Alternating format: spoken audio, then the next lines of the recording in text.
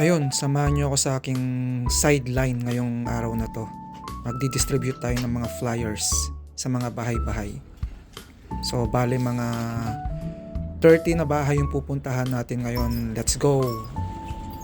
Sayang din naman kasi yung yung oras na free ka.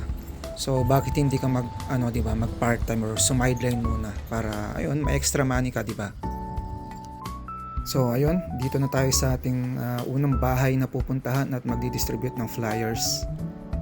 So tara, samahan niyo ako.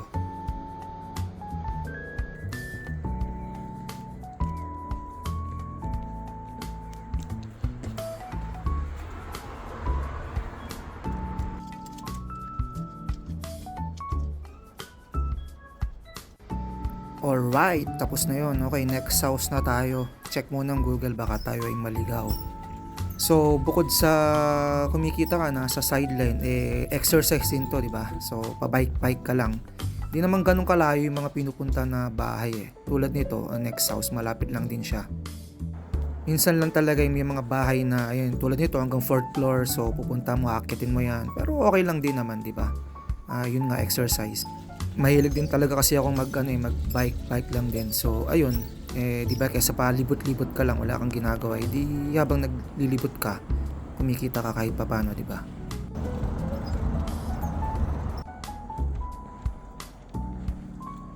So, ayun, no.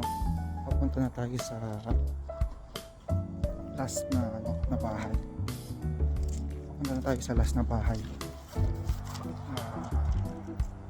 Patapos na yung 200 pieces na flyers na distribute ko. So last na bahay na. Medyo madilim na eh.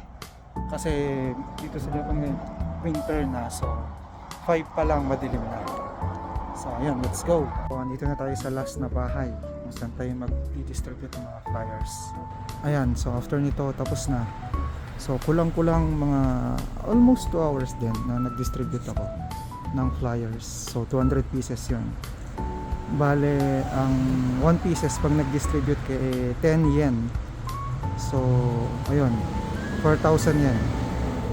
Lahat-lahat yung 200 pieces.